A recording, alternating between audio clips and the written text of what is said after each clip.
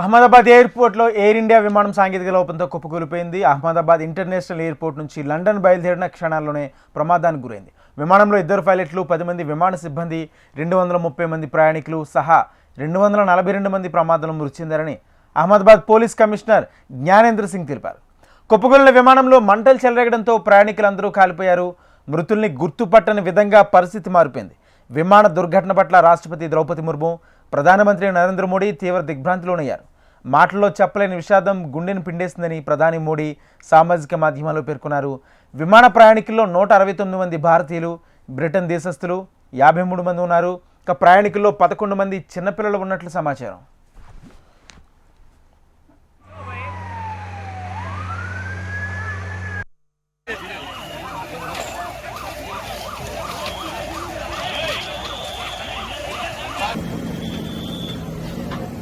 Jain sir,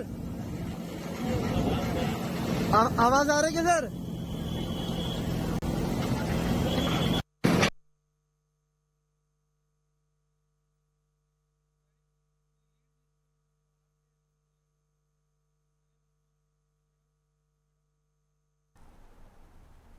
అహ్మదాబాద్లో air India విమానం సాంకేతిక లోపంతో కుప్పకూలిపోయింది. అహ్మదాబాద్ ఇంటర్నేషనల్ ఎయిర్పోర్ట్ నుంచి లండన్ బయలుదేరిన క్షణాల్లోనే ప్రమాదానికి గురైంది. ఇక విమానంలో 2 పైలట్లు, 10 మంది విమాన సిబ్బంది, 230 మంది ప్రయాణికులు సహా 242 మంది ప్రమాదంలో మృతి చెందారని అహ్మదాబాద్ పోలీస్ కమిషనర్ జ్ఞానేంద్ర సింగ్ తెలిపారు. ఇదే అంశానికి సంబంధించి పూర్తి సమాచారం మా ప్రతినిధి ఆర్కే లైవ్ ద్వారా అందిస్తారు. ఆర్కే, దాదాపుగా అందరూ చనిపోయారు, ఎవరూ మిగలలేదు. దాదాపుగా 242 మంది మృతి చెందినట్టుగా అహ్మదాబాద్ పోలీస్ కమిషనర్ చెప్పడం జరిగింది. ఈ మృతుల్లో ఇక చూసుకున్నట్టుగా అయితే గుజరాత్ మాజీ సీఎం విజయ్ రూపాని కూడా మృతి చెందారు. మరి తాజా పరిస్థితిపై ప్రధానమంత్రి కార్యాలయం తీవ్ర దిగ్భ్రాంతిని వ్యక్తం చేసింది. ప్రధానమంత్రి నరేంద్ర మోడీ గుజరాత్ కి బయలుదేరారు. మరి అలాగే కేంద్ర హోంశాఖ మంత్రి అమిత్ షా కూడా గుజరాత్ కి చేరుకున్నారు, అహ్మదాబాద్ చేరుకున్నారు.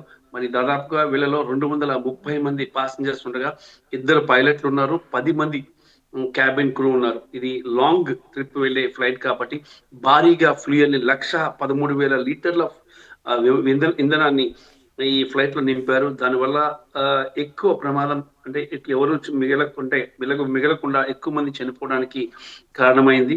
ఎందుకంటే ఫ్యూయల్ తక్కువ ఉంటే కొంతవరకు సేవ్ అయ్యిండే వాళ్ళు. దాదాపు లాంగ్ రేంజ్ ఫ్లైట్ కాబట్టి దాదాపుగా 1,13,000 లీటర్ల ఫ్యూయల్ ఇందులో ఉంది. మరి దీంతో మంటలు భారీగా వ్యాపించాయి. మాంసపు ముద్దల్లా తయారైపోయారు హ్యూమన్ బాడీస్ అందరి కూడా మనుషుల బాడీ. మరి ఈ నేపథ్యంలో ఒక్కళ్ళు కూడా మిగలలేదు. మొత్తంగా టోటల్ గా కూడా మృతి చెందినట్లు అహ్మదాబాద్ సిపి జ్ఞానేంద్ర సింగ్ ప్రకటించడం జరిగింది. చాలా హృదయ విదారకమైన సంఘటన. 11 మంది ఇందులో చిన్నారులు ఉన్నారు, 2 పసి పాపలు ఉన్నారు. అలాగే చాలా మంది మహిళలు కూడా దీంట్లో ఉన్నట్టు కూడా సమాచారం అందుతోంది. ఏదేమైనా చాలా హృదయ విదారకమైన సంఘటన ఇది. ఈ సంఘటనపై డీజీసీఏ ప్రత్యేక దర్యాప్తును కొనసాగిస్తుంది. మరి దాంతో పాటు ఇక ఇప్పటిదాకా చూసుకున్నట్టుగైతే దాదాపుగా జరిగిన విమాన ప్రమాదాల్లో ఇది చాలా పెద్ద ప్రమాదం అని చెప్పాలి. గతంలో జరిగిన ప్రమాదంలో ఒకసారి 150 మంది చనిపోవడం జరిగింది. మంగళూరు విమానం, ఎయిర్ ఇండియా విమానం మంగళూరు ఎయిర్పోర్ట్ లో ల్యాండ్ అయినప్పుడు మరి ఈ ప్రమాదంలో చూసుకున్నట్టుగైతే 242 మంది చనిపోయారు. 1978 టైంలో ఒకసారి హర్యానాలో 340 మంది చనిపోవడం జరిగింది. అయితే ఈ విమాన ప్రమాదాల పరిస్థితిపై డీజీసీఏ ప్రత్యేకంగా దర్యాప్తు చేస్తుంది. ఎందుకు జరిగింది ఈ ప్రమాదం, ఎందుకు ఈ కారణం ఏంటి అనే దాని మీద. అంటే ఇక ఇంజన్ లో లోపమా, లేదంటే ఏదైనా ఇంకేమైనా జరిగిందా, లేదంటే ఓవర్లోడ్ లో వెళ్తుందా అనే దాన్ని చూసుకున్నట్టుగైతే దాదాపుగా ఇది 260 వరకు కెపాసిటీ ఉంది, 60 మంది దాకా తీసుకెళ్లగలుగుతుంది. అయితే ఈ విమానంలో సాంకేతిక లోపాలతో పాటు ఈ విమానం గతంలో కూడా 2 సార్లు గత ఏడాది 2 సార్లు ఈ విమానంలో సాంకేతిక లోపాలు వచ్చాయి. మరి ఈ నేపథ్యంలోనే ఇక కొంత ఎయిర్ ఇండియా నిర్లక్ష్యం కూడా ఇందులో కారణమై ఉంటుందని చెప్పి తెలుస్తుంది. ఎయిర్ ఇండియా నిర్లక్ష్యం కారణంగానే ఈ ప్రమాదం సంభవించినట్లు కూడా ప్రాథమికంగా తెలుస్తుంది. మరి అక్కడ ఉన్న ప్రయాణికులు కానీ దాంట్లో ఢిల్లీ నుంచి అహ్మదాబాద్ ప్రయాణం చేసిన కొంతమంది ప్రయాణికులు ఆ ఫ్లైట్ యొక్క పరిస్థితిని కూడా వివరించడం జరిగింది. అహ్మదాబాద్ నుంచి లండన్ వెళ్తున్న సమయంలోనే ఇది నాన్ స్టాప్ ఫ్లైట్. మరి ఈ సమయంలోనే ఈ ప్రమాదం అయితే జరిగింది. మరి ఏది ఏమైనా సరే తాజా పరిస్థితిపై మాత్రం రాష్ట్రపతి ద్రౌపది ముర్ము, ప్రధానమంత్రి నరేంద్ర మోడీ, ఉపరాష్ట్రపతి జగదీప్ ధన్కర్, ఇక పలువురు రాష్ట్రాల ముఖ్యమంత్రులు కూడా ఇక్కడ సంతాపం తెలపడం జరిగింది.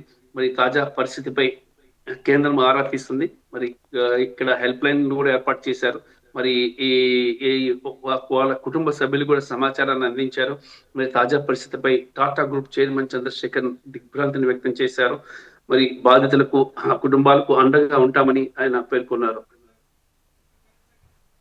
ఆర్కే మరోపక్క ఏదైతే పీజీ హాస్టల్ ఉందో హాస్టల్కి సంబంధించి విద్యార్థుల పరిస్థితి ఎంతమంది చనిపోయారు, మిగిలిన వాళ్ళు గాయపడిన వారి పరిస్థితి ఏ విధంగా ఉంది? దాదాపుగా అక్కడే 20 మంది దాకా చనిపోయినట్లు సమాచారం అందుతుంది. గాయపడేవారు చాలా మంది, చాలా సంఖ్యలో గాయపడ్డారు. భోజనం సమయంలో ఇది జరిగింది. 1:40 ఇది జరిగిన నేపథ్యంలో అక్కడ చాలా మంది తింటున్నారు. అక్కడ విజువల్స్ లో చూస్తుంటే ప్లేట్స్, భోజనం ప్లేట్స్ అన్ని అలాగే సగం సగం అన్నం ఉన్న ప్లేట్స్ కనిపిస్తున్నాయి. చూస్తుంటే తింటున్న సమయంలో ఆ ఫ్లైట్ పడిపోవడంతో ఎక్కడికక్కడ మృతి చెందారు. భోజనం కూడా చేయకుండానే వాళ్ళు మృతి చెందారు. ఇది చాలా హృదయ విదారకమైన సంఘటన. ఎందుకంటే ఎక్కడ పరిస్థితి కానీ మనం కానీ ఒకసారి కానీ గమనించినట్లయితే మాత్రం పైలట్ కి వేరే ఆప్షన్ లేకపోవటం వల్ల ఆయన ఈ రకంగా చేశాడు అని చెప్పేసి కూడా తెలుస్తుంది. పైలట్ కి ఆప్షన్ గాని ఉన్నట్టుకైతే ఇక ఆ పరిస్థితి వేరే రకంగా ఉండేది.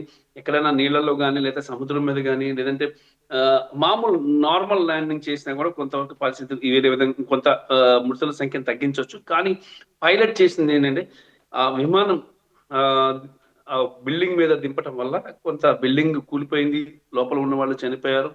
అంతా జరిగిందంటే ఒక రకంగా కూడా మామూలు జనావాసాల్లో దూసుకుపోతే మాత్రం కొన్ని వందల సంఖ్యలో, అంటే విమానంలోనే కాకుండా బయట ఉన్న వాళ్ళు కూడా కొంత వందల మంది చనిపోయే అవకాశం ఉంది. ఇంకా ఆ బిల్డింగ్ మీద దించేయడం వల్ల ఆ బిల్డింగ్ వరకు కూలిపోవడం, అక్కడ ఉన్న వాళ్ళ వరకే చనిపోవడం జరిగింది.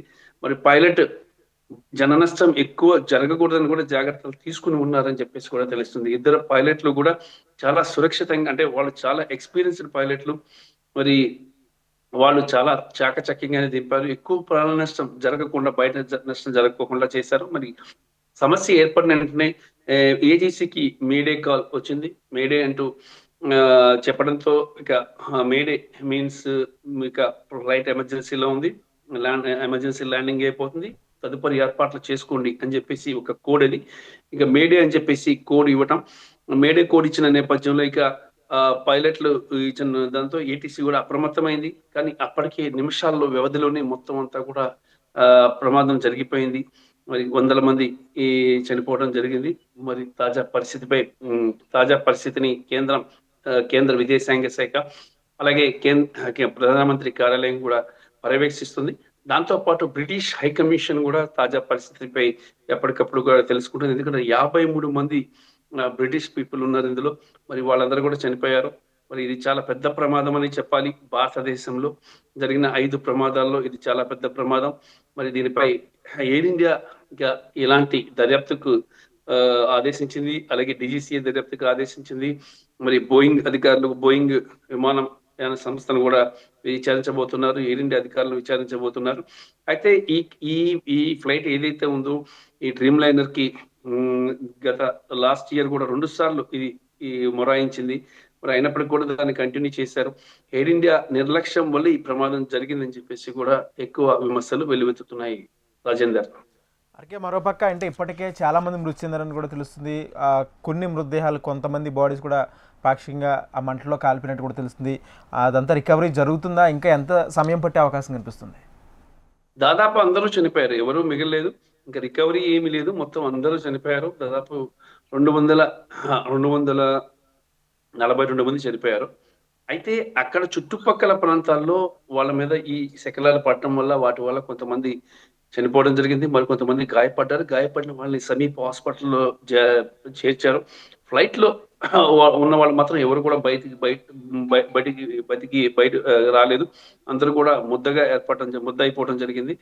బయట చుట్టుపక్కల ఉన్న నివాసాల మీద పడటం వల్ల వాళ్ళకి ప్రమాదం సంభవించి వాళ్ళని గాయపడిన వారిని ఆసుపత్రికి తరలించడం జరిగింది. ముఖ్యంగా గుజరాత్ మాజీ ముఖ్యమంత్రి విజయ్ రూపానీ కూడా మృతి చెందడం బీజేపీ పార్టీని చాలా తీవ్రంగా కలిచివేసింది. మరి తాజా పరిస్థితిని ప్రధానమంత్రి నేరుగా పర్యవేక్షిస్తున్నారని సమాచారం.